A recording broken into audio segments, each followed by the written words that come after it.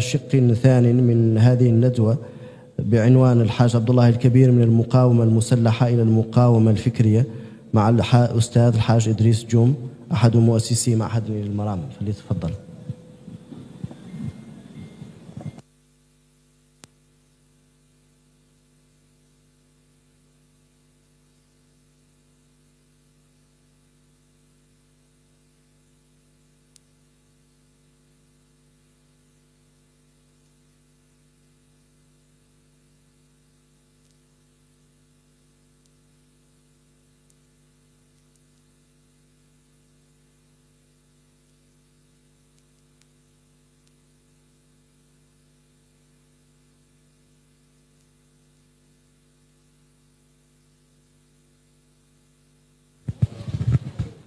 C'est bon. أعوذ بالله من الشيطان الرجيم. بسم الله الرحمن الرحيم. والصلاة والسلام على أشرف الأنبياء والمرسلين سيدنا محمد الفاتح الخاتم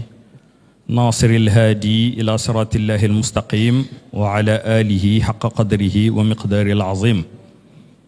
وبعد حضور الكرام نحييكم بتحية الإسلام. السلام عليكم ورحمة الله تعالى وبركاته. Excellences, nos chouyouk, représentants du Khalif Cheikh Mohamed Mahi et de l'imam, chères autorités, mesdames, messieurs les panélistes, chers invités, auguste assemblée, c'est avec un immense honneur que nous vous adressons nos salutations doublées de ziara en ce lieu saint, durant le meilleur des mois, celui qui a vu la naissance du saint prophète, celui dont le poète, son chantre, Al-Khalifatul Hajj Mohamed Niass, dit pour manifester sa joie dès l'apparition du croissant lunaire: Hukka lil mawlidil sharifi ta'ani wa sururun bihi wa husnul aani ya rabi'a zamani ahlan wa sahlan la adimnaka noura kulli zamani inna ahlan wa inna sa'lan qalilu fika ya mawlid al-azim shani.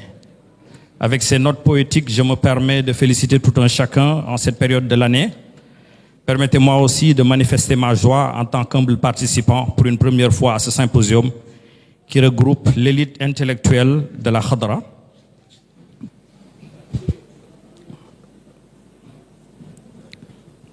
Voilà, ce symposium qui regroupe l'élite intellectuelle de la Khadra, riche de sa diversité,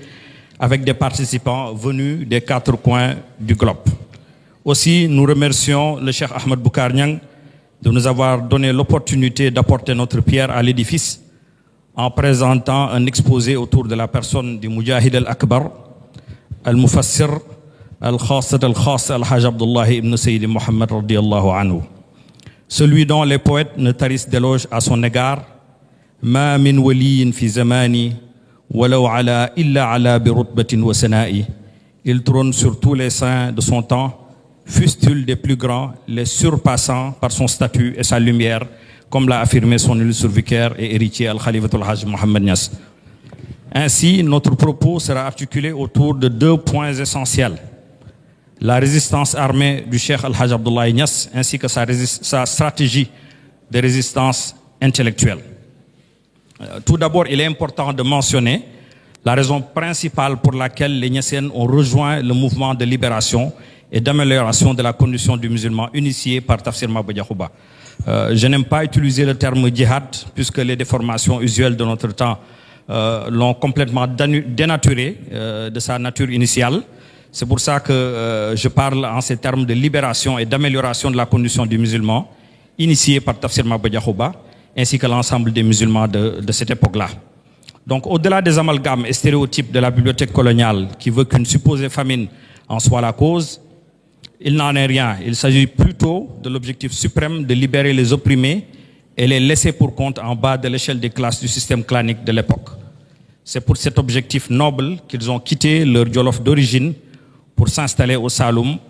Peut-être que je ne m'aventurerai pas dans les contours de l'installation des Niassiennes, puisque nous l'avons mentionné en détail dans notre ouvrage Le Triomphe des Véridiques, dont j'invite à la lecture.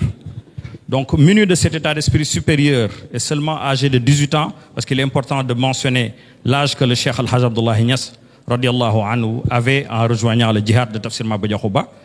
à un âge très jeune, parmi les plus jeunes de l'armée de Tafsir Maba Diakhou Ba,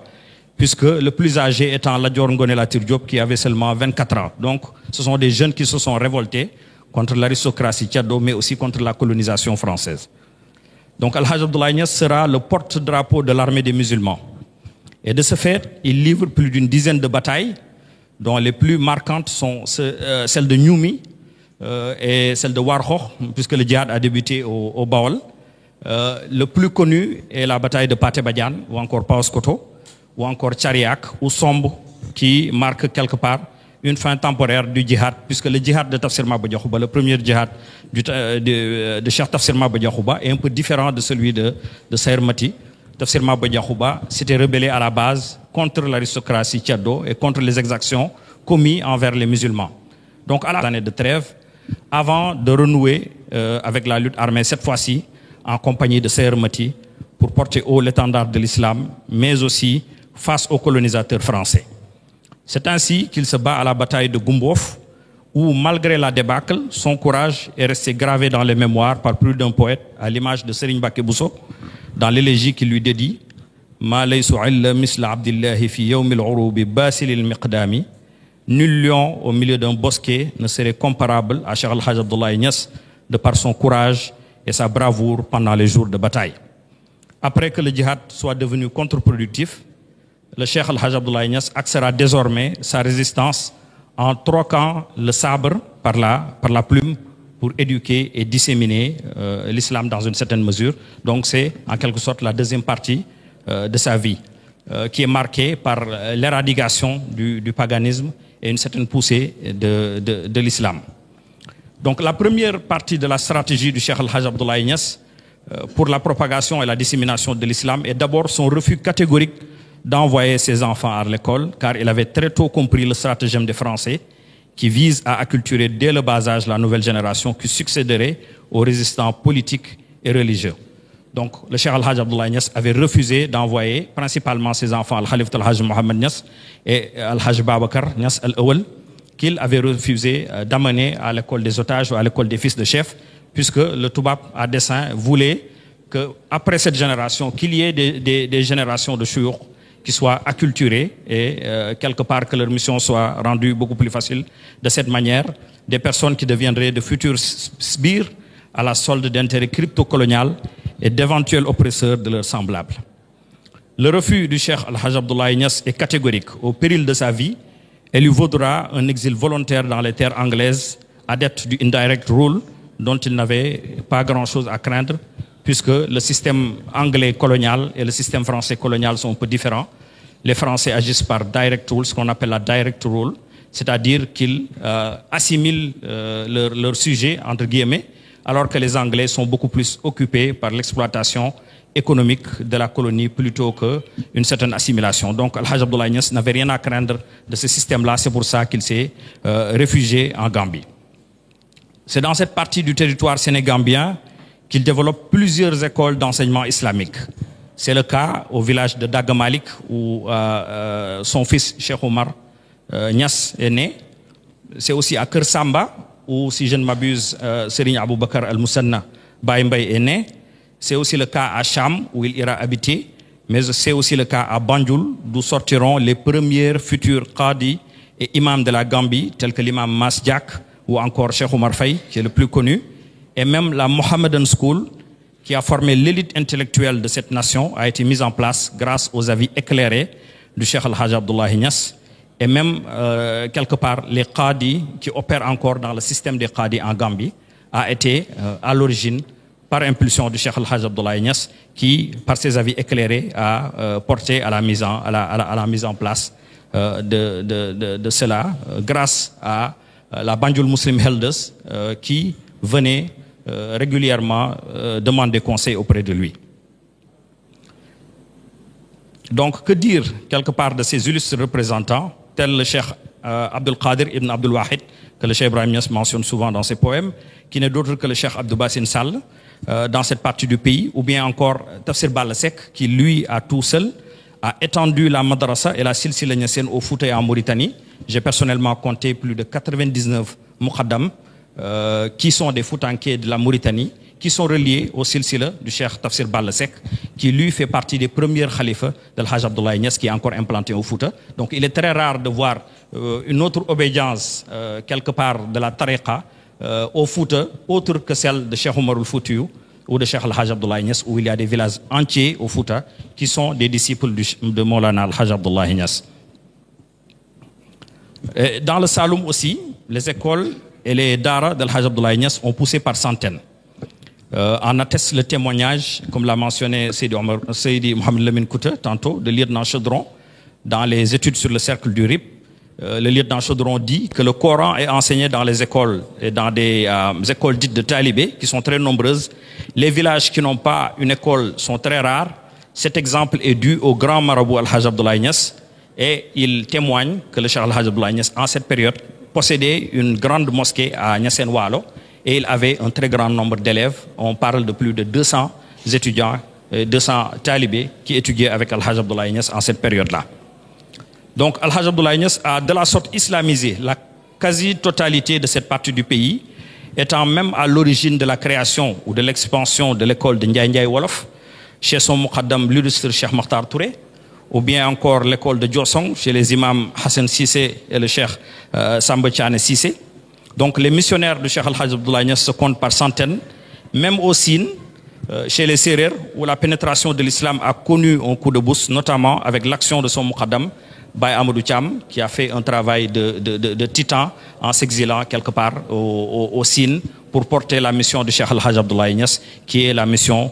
quelque part d'islamiser ces populations-là. Donc les opposants de l'islam et les adeptes des dérives tiaddo que le Cheikh Al-Hajj Abdoulaye Niass avait combattus par la glaive sont devenus quelque part, se sont assujettis sous son autorité grâce à sa plume, mais aussi se sont retrouvés phagocytés dans l'islam et dans la tariqa de Cheikh Seydi Ahmed Tidjani. C'est pour cette raison que le Cheikh Al-Hajj Abdoulaye Niass, en tant que mujaddid, en tant que rénovateur de cette époque, était beaucoup plus occupé dans ses écrits à émettre des fatawas et des avis juridiques qu'à écrire sur un autre sujet, face à ces nouveaux arrivants dans la vie de l'islam, en essayant quelque part de les réconcilier avec leur culture sans y ajouter d'innovation, ce qu'on appelle la bid'a. Plus tard, au moyen du Gamou, il est sans conteste le pionnier dont il est sans conteste le pionnier, autant pour moi, puisque le Cheikh Al-Hajj Abdoulaye Niass, on parle beaucoup du Gamou, mais le Cheikh l'a célébré en l'année 1893, qui est réellement la véritable année où il a célébré le Gamou à son retour de la Mecque, où il s'était inspiré du modèle où le Gamou, comment le Gamou est célébré en ces lieux-là pour venir le reproduire ici au Sénégal. Et depuis cette période, le Gamou est devenu le cheval de bataille de sa da'wa, appel islamique, pour ouvrir les cœurs à la rencontre du prophète Mohammed sallallahu alayhi wa sallam. Allusion faite au verset du Coran wa'alamu anna fikum rasulillahi, puisque le prophète Mohammed sallallahu alayhi wa sallam est comme logé au sein de nous. Donc le Cheikh Al-Hajj Abdoulaye Niass s'est évertué à le sortir pour qu'il soit le moteur de nos vies. C'est le principe que reprendra le Cheikh Al-Islam Al-Hajj Ibrahim Niass pour disséminer l'islam aux quatre coins du globe, de même que ses frères, le Cheikh Al-Hajj Mohammed Khalifa, le Cheikh Al-Hajj Mohammed Zainab radiallahu anhu, le Cheikh Omar Al-Foutiyou radiallahu anhu, entre autres, pour tenir haut le flambé de l'islam. Ceci marque la fin de notre exposé. Nos remerciements renouvelés au Cheikh Ahmed Boukar et à l'auditoire de la cité de Medina Baye pour l'hospitalité. Wa akhiru da'wana anil hamdulillahi rabbil alamin.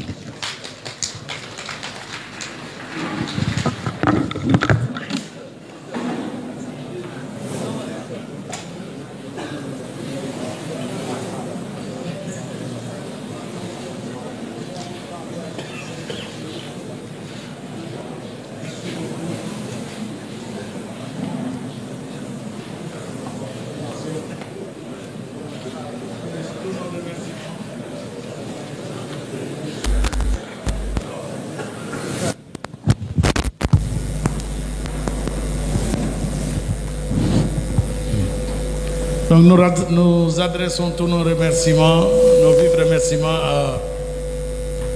M. Idriss Djoum pour son excellent et brillant texte de nous délivrer, qui est l'un des co-auteurs de cet ouvrage consacré sur la vie de El Hadj Abdoulaye Niass. Je pense que je ne vais pas continuer le commentaire en français, puisque peut-être les francophones ont déjà reçu le message. damay dem rek kon directement ci war gannaaw buñ gërëm bu baax suñ mbokk mi di Seydi Idrissa Dioum ci exposé bu jéggi dayo bii nga xam ne moom la ñu jox léegi kon mais très riche en enseignement tënk na ko waaye dëgg-dëgg indil nañu ci ay information solo moom nag dañuy wax ne mook suñ mbokk Cheikh Ahmed Boucar ñoom ñoo taalif téere bi nii ñoo ngeen ne téere bi def ko ci Maam Alaaji Abdoulaye ci dundam tey nag lim yi ci doon jukkil moo nekkoon ci Maam Alaaji Abdoulaye mi nga xam ne résistant la woon maanaam combattant jihaad na ci jaaseem jihaad na ci xalimaam mooy lan moo tax mu jël exposé bi def ko en deux parties wax na ci ne Maam Alaaji Abdoulaye mi nga xam ne bi muy jóg di dem ci jihaad jóge ko Jolof di ñëw Saalum di participer ci jihaad Maba Jaxu Ba boobu 18 ans rek la am ci wetu ku mel ni Lat Joor nga xam ne boobu moom itam mi ngi am ñaar fukki at ak ñeent 24 ans waaye ci tàmbali bi rek dafa bëgg a daw baati jihaad bi nga xam ne léegi média occidental yeeg yeneen ci déformé nañ ko soppi nañ maanaam yi bëgg a wane ne jihaad daal mooy fekk ay jullit yu daje ci jàkka wala ci jumaa di jëkkër nga ñëw dóor leen bomb loolu dëgg-dëgg jotewut ak jihaad dara jihaad diñ xamoon mooy ko oo ci lislaam mu bañ nga xarit moom waaye lii nga xam ne moom la ñu gis tey mu ne dëgg-dëgg dañ koo déformé dañ koo soppi ba nga xam ne moom baat boobu sax préféré wut ko gënalu ko mu di koy jëfandikoo waaye nag indil nañu fii ci lu gàtt waaye tu leer ci ni nga xam ne Maam Alaaji participé na ko ci jihaad boobu nga xam ne moom la Maba oote woon kër yi dina ñu bëri uy ji woon ko waaye wax na ci ne Maam Alaaji Abdoulaye bokk na ci ñi nga xam ne ñoo yore woon drapeau li waa drapeau yi jihaad boobu noonu ndax njàmbaaram ba ci indi marché bu siiw boobu nga xam ne moom la Mbàkke Buso wax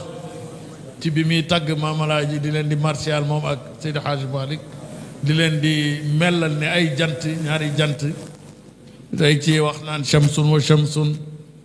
xaabata fa bakal wara li takaasufi l adlaami dem bay wax ci nag na Maam Alaaji fa maa li suxaabi misli abdillahi fi xurubi lbaatili lmiqdaam mu ne amul ku mel ni gaynde ngoloor boo xam ne bu mel ni Maam Alaaji ndax jàmbaar gi dañuy dégg ñoo ngi di nettali mel ni saa ñu ne Maam Alaaji boo ko gisaan ci tooli xare yi ñu ne dafay mel ni bal yi dañ ko daan dugg di romb di jàll ndax njàmbaar gum jàmbaaroon di xuus rek di xare waaye nag bi mu tuddee xare boobu noonu wane ne ci wetu Maba la doon def di oote ci lislaam pour ñi nga xam ne ceddo yi nga xam ne féeteerlu woon nañ ci dugg ci lislaam waaye tamit sax di jéem a gàllankoor yenn daara yi nit diine yi mu ne nag loolu Maam Alaaji ci la engagé woon bi mu demee ba digg nga xam ne xare bi mujj na soppeeku Maam Alaaji retiré wu mu ñëw ci nag xare bi nga xam ne def na ko ci wetu ku mel ni Sayer Mati tudd na ci tooli xare yi nga xam ne Maam Alaaji participé na ci yor mi war ko ak fu mel ni xare bu mel ni Paate Badiane loolu nag dafay wane ne Maam Alaaji comme niñ koy faral di waxee jaahade bi sayfihi wa qalamihi mu ñëw nag deuxième partie bi beneen xaaj bi mu def ko ci Maam Alaaji nim jihaad bi mu jihaad ci xalimbaam ak ci jàngale lu ñuy wax jihaadul akbar mooy oote jëme ci yàlla loolu nag bokk na ci li nga xam ne bi tubaab yi ñëwee bëgg a def li ñuy wax acculturation politique d'acculturation maanaam moom la indi noonu ci direct rule ak indirect rule maanaam li nga xam ne moo waraloon mu gàddaay jóge ko ci territoire français di dem ci anglais bi loolu ñaari doomam yi nga xam ne mooy la ñu wax Mouhamad ak Tafsir Babacar mooy maam Khalifa Haaj Mouhamad Khalifa ak maam Alaaji Babacar ñooñu la tubaab yi bëggoon a jël pour dugal leen ci seen école bi li ñu daan wax école des chefs mu jaral ko nag moom ba kanam mu ne de loolu du ko nangu du ko fekkee mu jaral ko mu jihaad dem ci partie anglaise te jihaad boobu tamit nag jural na lu bëri l'islam ci ay ngëneel ci ay njëriñ ndax foofu fondé na fa école boo xam ne bi nii ci li ñuy wax territoire sénégambien ci biir Sénégambie école boo xam ne li ci génnee ci ay ressortissants ci ay borom xam-xam ci ay kàngam yu mag yàlla rek a xam nu mu toll mu ngi ciy tudd ñenn ku ci mel ni Tafsir Balla bu nekkoon ca Bogo ca Waalo ca territoire côté Fouta nga xam ne kooku bokkoon na ci xalifa maamalaaji yi gën a mag moom ngay dégg Mawlana Cheikh Ibrahim ci Jawaahir Rasaa'il ci kii Tafsir Moustapha Thiam nan ko nag ma nuyel Habibullah Seck mahallu waali kooku moo nga xam ne contemporain wu maamalaaji la woon moom la ñuy wax Tafsir Balla moom mooy Habibullah Seck boobu maamalaaji di wax di bàyyi Mawlana Cheikh di wax ci Jawaahir Rasaa'il bi kon mu nekkoon kooku tamit nekkoon kàngam bu mag ci xulafaa cheikh yi ci gàttal daal wax na ne lu tolloog ñaar téeméeri nit 200 yoo xam ne yii nii génnee nañ ci école boobu noonu ay éminent xulafa waaye ñi ci bokk na ñi ci gën a ràññeeku nag ku ci mel ni tafsir Cheikh Hassan Andala Cissé muy maam ci Cheikh Moustapha mi muy waa Joosong yi nga xam ne nee nañ ci tafsir Jalalayn bi maamalaaji daan kiwee moom bokk na ci ñu ko bindaloon noonu moo ko bindaloon daal ci gàttal daal maamalaaji Abdoulaye dundam bi ci jàngale ak ci jihaad ñaari jihaad yëpp boo koy wax muy jihaadul akbar ak jihaadul asghar jihaadul akbar bi nag di nga xam ne mooy jàngale oote ci diine daawa bil xikmati wal mawidati al xasana boobu maamalaaji fës na ci àddina ndax nee nañ Saalum daanaka boo fi compté juróomi boromi xam-xam yu mag ci yu mag yi rek da nga gis ne bokk na ci ñi jaar ci école Imam Alaaji Abdoulaye ci Sénégal bi doon mu wane ne nag ci ba muy tëj ne daal kii daal mu jëddit la boo xam ne bu lu bëri yum fi fekkoon ci ay aada ñu ko daan jëfandikoo daf ko soppi te loolu ñëw na ci Mufidul Anam boobu noonu wane nag ne gàmmu buñ koy wax tey ak ci façon bii ñu koy defee dëgg-dëgg mën nañu wax ne Maam Alaaji mooy ki nga xam ne mooy le pionnier mooy ci ñi ko fi njëkk a def ci la bokk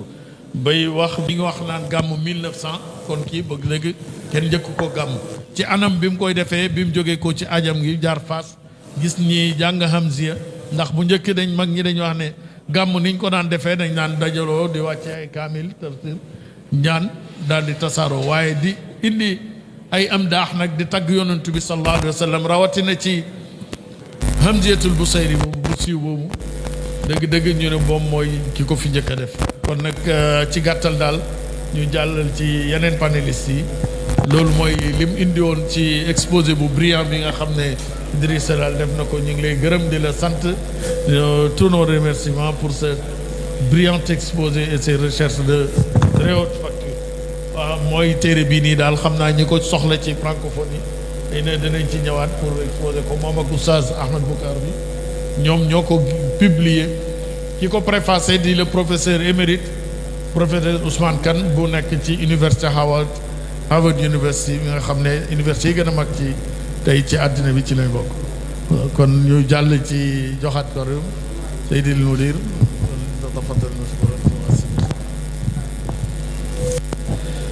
donc nous remercions bien le grand chercheur et le professeur Haj Idriss Dioum, le chercheur à l'Institut islamique Naïloul Maram pour cet exposé qui fut profond, riche et encore bref, avec un respect total du temps auquel nous appelons le reste des participants à imiter. إذا نشكر الأستاذ الحاج إدريس ديوم على هذه المحاضرة التي أشار فيها إلى سعة باع الحاج عبد الله وتناوله الجانبين اللذين يعز أن يجمعهما قائد وهما الجهاد بالسيف وبالقلم. فالجهاد بالسيف عنوان الصدق والمصداقية، والجهاد بالقلم هو الراسخ والباقي والذي يسير مع الزمان ويبقى مع الأجيال. نشكره مجددا على هذه المحاضرة القيمة.